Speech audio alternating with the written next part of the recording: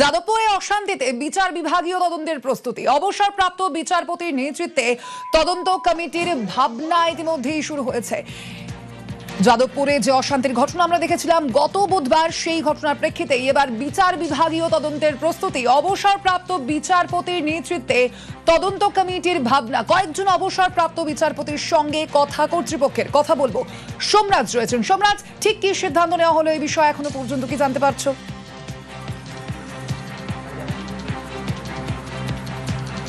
দেখো, এখনো পর্যন্ত সিদ্ধান্ত নয়, বিষয়টি আলোচনা স্তরে রয়েছে, যেটা যাদবপুর বিশ্ববিদ্যালয়ের সূত্রে জানা যাচ্ছে।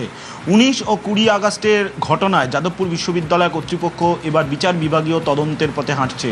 ইতিমধ্যেই বিশ্ববিদ্যালয়ের উপাচার্য চিরঞ্জীব ভট্টাচার্য তিনি ক্যাম্পাসে যাওয়ার পরেই কয়েকজন অবসরপ্রাপ্ত বিচারপতির সঙ্গে যোগাযোগ করার নির্দেশ কর্তৃপক্ষকে দিয়েছেন, অর্থাৎ তারা আধিকারিকদের দিয়েছেন। অবসরপ্রাপ্ত বিচারপতিদের সঙ্গে যোগাযোগ করার প্রক্রিয়া শুরু করেছে যাদবপুর বিশ্ববিদ্যালয় কর্তৃপক্ষ। তুমি জানো, নেতাজি সুভাষ মুক্ত বিশ্ববিদ্যালয়ের প্রাক্তন উপাচার্য শুভশঙ্কর সরকার, যাকে মাথায় রেখে যাদবপুর বিশ্ববিদ্যালয় কর্তৃপক্ষ প্রথমে এই তদন্ত কমিটি গঠন করেছিল 19 ও 20 আগস্টের রাতের ঘটনা নিয়ে, এবং তারপরেই প্রাক্তন উপাচার্য শুভশঙ্কর সরকার তিনি চিঠি দিয়ে বিশ্ববিদ্যালয় কর্তৃপক্ষকে জানিয়ে দেয় যে তিনি এই তদন্ত কমিটিতে থাকতে চাইছেন না। প্রথমত কারণ তার বয়স, আর দ্বিতীয়ত তার কিছু বাইরে যাওয়ারও কথা রয়েছে, ফলত তিনি সময় দিতে পারবেন না এই তদন্ত কমিটির মাধ্যমে তদন্ত করার জন্য। এবং তারপর বিশ্ববিদ্যালয় কর্তৃপক্ষ সিদ্ধান্ত নিয়েছে গোটা তদন্ত কমিটিকেই ভেঙে দেওয়া হবে। সেই তদন্ত কমিটি ভেঙে দেওয়ার পর এবার বিচার বিভাগীয় তদন্তের পথেই হাঁটছে যাদবপুর বিশ্ববিদ্যালয় কর্তৃপক্ষ। গত শনিবার অখিল ভারতীয় রাষ্ট্রীয় শৈক্ষিক মহাসংঘের তরফে একটি চিঠি দেওয়া হয় যাদবপুর বিশ্ববিদ্যালয়ের উপাচার্য চিরঞ্জীব ভট্টাচার্যকে, এবং সেই চিঠির কপিও পাঠানো হয় উচ্চশিক্ষা দপ্তরকে। সেই চিঠিতে বলা হয়েছিল যে সুপ্রিম কোর্ট বা হাইকোর্টে অবসরপ্রাপ্ত বিচারপতিকে দিয়ে 19 ও 20 আগস্টের ঘটনা দিয়ে যাদবপুর বিশ্ববিদ্যালয় তদন্ত করুক, এবং বিশ্ববিদ্যালয় কর্তৃপক্ষ যে তদন্ত কমিটি গঠন করেছিল এর আগে, সেই তদন্ত কমিটির নিরপেক্ষতা নিয়ে প্রশ্ন তুলেছিল অখিল ভারতীয় রাষ্ট্রীয় শৈক্ষিক মহাসংঘ। বিশ্ববিদ্যালয় কর্তৃপক্ষ শনিবারই সেই চিঠি পেয়েছিল, কিন্তু তারপরেই নেতাজি সুভাষ মুক্ত বিশ্ববিদ্যালয়ের প্রাক্তন উপাচার্যের তদন্ত কমিটিতে না থাকার আগ্রহ প্রকাশ, এবং সেক্ষেত্রে অখিল ভারতীয় রাষ্ট্রীয় শৈক্ষিক মহাসংঘের যে দাবি ছিল যে তারা চাইছে ঘটনা নিরপেক্ষ তদন্ত, এবং সেই কারণেই সুপ্রিম কোর্ট বা হাইকোর্টের অবসরপ্রাপ্ত বিচারপতিকে দিয়েই বিশ্ববিদ্যালয় কর্তৃপক্ষ তদন্ত করুক, যেটা সূত্র মারফত জানা যাচ্ছে সেই পথেই হাঁটতে চলেছে যাদবপুর বিশ্ববিদ্যালয় কর্তৃপক্ষ। ইতিমধ্যে বিশ্ববিদ্যালয়ের উপাচার্য চিরঞ্জীব ভট্টাচার্য কয়েকজনের সঙ্গে বিষয়টি নিয়ে কথাও বলেছেন, এবং তুমি জানো কিছুক্ষণের মধ্যেই সব পক্ষের সঙ্গেই বিশ্ববিদ্যালয় কর্তৃপক্ষ একটি বৈঠকে বসবে। মনে করা হচ্ছে সেই বৈঠকের পরেই এই তদন্ত কিভাবে হবে তা নিয়ে চূড়ান্ত সিদ্ধান্ত যাদবপুর বিশ্ববিদ্যালয় কর্তৃপক্ষ করবে। যাদবপুর বিশ্ববিদ্যালয় কর্তৃপক্ষের তরফে একটা বার্তা দেওয়ার চেষ্টা হচ্ছে যে বিশ্ববিদ্যালয় কর্তৃপক্ষ এই ধরনের ঘটনা কখনোই তারা মানবেন না, এবং সেক্ষেত্রে বিশ্ববিদ্যালয় কর্তৃপক্ষ নিরপেক্ষ তদন্ত চায়, আর সেই নিরপেক্ষ তদন্তের স্বার্থেই কোনো অবসরপ্রাপ্ত বিচারপতিকে মাথায় বসিয়ে রেখেই এই তদন্ত তারা করাতে চায়।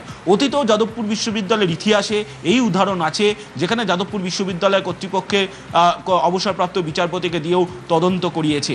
ফলত সেই জায়গায় দাঁড়িয়ে বিশ্ববিদ্যালয় কর্তৃপক্ষ এবারও চাইছে কোনো অবসরপ্রাপ্ত বিচারপতিকে মাথায় রেখে তদন্ত, অর্থাৎ বিচার বিভাগীয় তদন্ত কমিটি গঠন করার পথে হাঁটছে একেবারে। আর তাই জন্যই কয়েকজন অবসরপ্রাপ্ত বিচারপতিদের সঙ্গে ইতিমধ্যেই কথা হয়েছে।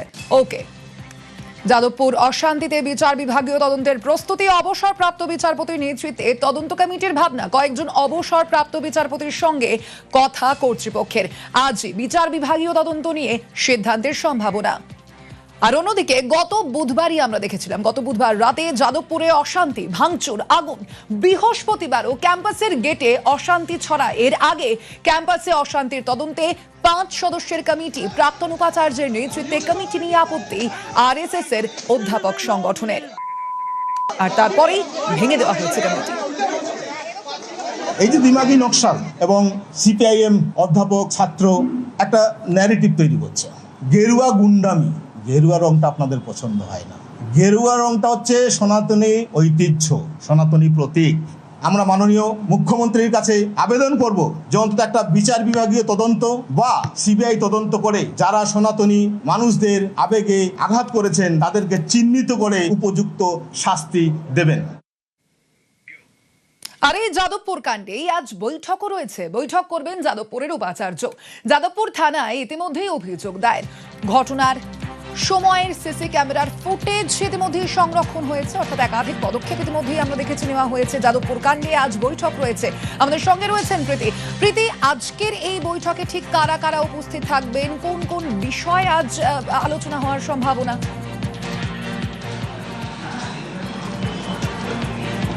দেখো, যাদবপুরের ঘটনায় ইতিমধ্যে এফআইআর দায়ের হয়েছে পুলিশের কাছে, এবং অন্যদিকে যাদবপুরে একটি তদন্ত কমিটি তৈরি করে দেওয়া হয়েছিল কর্তৃপক্ষের তরফে। সেই কর্তৃপক্ষের যে তদন্ত কমিটি তৈরি করা হয়েছিল 3 সদস্যের, তার চেয়ারপারসন তিনি বেশ কিছু কারণ দেখিয়ে এই কাজ থেকে তিনি সরে দাঁড়ান। স্বাভাবিকভাবেই যে তদন্ত কমিটি তৈরি করে দেওয়া হয়েছিল তার মাথায় বা তার নেতৃত্ব দেওয়ার মতন এখন কেউ নেই। সেই নিয়ে এই মিটিংয়ে আলোচনা হবে। এই মিটিং দুপুর 3টে থেকে। সমস্ত স্টেক হোল্ডার্স তারা কিন্তু উপস্থিত থাকবেন, উপাচার্য, সহ উপাচার্য, রেজিস্ট্রার। এর পাশাপাশি তুমি জানো অন্যান্য বিশ্ববিদ্যালয়ের থেকে যাদবপুর বিশ্ববিদ্যালয় একটু অন্যরকম। এখানে ছাত্র সংগঠনগুলোর যে ভূমিকা তা কিন্তু চোখে পড়ার মতন অন্যান্য বিশ্ববিদ্যালয়ে সেটা দেখা যায় না। সেক্ষেত্রে এই মিটিংয়ে কিন্তু মূলত এই যে ছাত্র সংগঠনের প্রতিনিধিরা রয়েছেন তারাও কিন্তু উপস্থিত থাকবেন। ঠিক কী কী বিষয় নিয়ে আলোচনা হবে, এবার তোমার প্রশ্নের উত্তর দিই। তা হচ্ছে যে এক তো তদন্ত কমিটি নিয়ে আলোচনা হবে, 2 নম্বর বিষয় হচ্ছে যাদবপুর বিশ্ববিদ্যালয়ের পাশাপাশি যাদবপুর থানার পাশে যাদবপুরের মেন হস্টেল রয়েছে, সেই হস্টেলের গেটও কিন্তু ভাঙার চেষ্টা করেছিল বহিরাগতরা। সেই সিসিটিভি ফুটেজ আমরা দেখেছি। এবং এই যাদবপুর ক্যাম্পাসের ভিতরে যে গণ্ডগোল, সেই গণ্ডগোল থামানো একদিকে, অন্যদিকে পড়ুয়ারা যারা হস্টেলে থাকেন তাদের নিরাপত্তা সুরক্ষা নিশ্চিত করার জন্যই কিন্তু এই বৈঠকে তদন্ত কমিটির পাশাপাশি কিন্তু কিভাবে সুষ্ঠুভাবে যাদবপুর আবার নিজের জায়গায় ফিরে আসতে পারে, পড়াশোনায় মন দিতে পারে, সেই বিষয়ে কিন্তু আলোচনা হবে। উপাচার্যের কি বক্তব্য শোনাবো আপনাদের। আমি সবসময় চাই যে কনস্ট্রাকটিভ আলোচনা হোক, একাডেমিক বিষয়টা যেন প্রাধান্য পায়। কারণ যাদবপুর ইউনিভার্সিটি কিন্তু আমাদের ভিত্তি, সেটা কিন্তু একাডেমিক। বলে একাডেমিক জায়গাতে এক্সেলেন্সের জন্যই আজকে কিন্তু যাদবপুর ইউনিভার্সিটি এত সুনাম। আমাদের র্যাঙ্ক ন্যাশনাল বা ইন্টারন্যাশনাল লেভেলে যা র্যাঙ্ক রয়েছে গোটাটাই কিন্তু একাডেমিক, মানে হচ্ছে রিসার্চ অ্যান্ড একাডেমিক সব কিছু মিলিয়ে।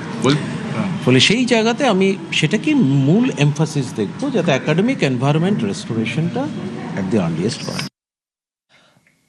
প্রীতি রয়েছেন আমাদের সঙ্গে। প্রীতি, আমরা জানি যে যাদবপুরের এই যে তাণ্ডবের ঘটনা গত সপ্তাহে ঘটেছিল, সেই তদন্তেই কিন্তু আজ ক্যাম্পাসে পৌঁছয় পুলিশ।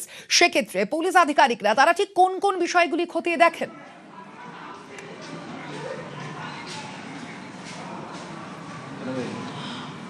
দেখো, তোমাকে জানিয়ে রাখি, সিসি ক্যামেরার ফুটেজ যখন আমাদের হাতে এসে পৌঁছায় তখন আমরা দেখতে পাই যে ভিতর থেকে কেউ যেন এই 4 নম্বর গেট খুলে দিচ্ছে। এখন বিষয় হচ্ছে কার অঙ্গুলি হেলনে এই গেট খোলা হলো এবং এর পিছনের মাস্টার মাইন্ড কে, এই নিয়ে একাধিক অভিযোগ রয়েছে যে একজন প্রাক্তন অধ্যাপক নন, তিনি এখনও অধ্যাপক, প্রাক্তন ভিসি, তিনি কিন্তু এই বিষয়টা জানান এবং তারপরে সিকিউরিটি গার্ড এই দরজা খোলে। তবে তার বক্তব্য যে তিনি এই কাজ করেননি। এই সমস্ত বিষয় নিয়ে কিন্তু ইনভেস্টিগেশন চলবে, যা যাদবপুর থানা কিছুক্ষণ পরেই এই সিসিটিভি ফুটেজ 50টার বেশি সিসি ক্যামেরা রয়েছে যাদবপুরের ক্যাম্পাসে। মূলত 4 নম্বর গেট থেকে কিন্তু এই বহিরাগত প্রবেশ করে। এই 4 নম্বর গেটের সমস্ত সিসিটিভি ফুটেজ তারা কিন্তু কালেক্ট করবেন। ইতিমধ্যে কর্তৃপক্ষের তরফে যে প্রিজার্ভেশন প্রসেস, সেই প্রিজার্ভেশন প্রসেসও কিন্তু হয়েছে যাতে সুরক্ষিত থাকে। কারণ অনেক সময় সিসি ক্যামেরার ফুটেজ চিহ্নিত করেই কিন্তু দোষীদেরকে বা কারা এই কাজ করেছেন তাদেরকে শনাক্ত করা সম্ভব হয়। সেক্ষেত্রে এই সিসি ক্যামেরার ফুটেজ কিন্তু অত্যন্ত ভাইটাল। এই সিসি ক্যামেরার ফুটেজের পাশাপাশি অন্যান্য যে সমস্ত নথি রয়েছে তা কিন্তু কর্তৃপক্ষের তরফে দেওয়া হবে, এমনটাই জানাচ্ছে কর্তৃপক্ষ।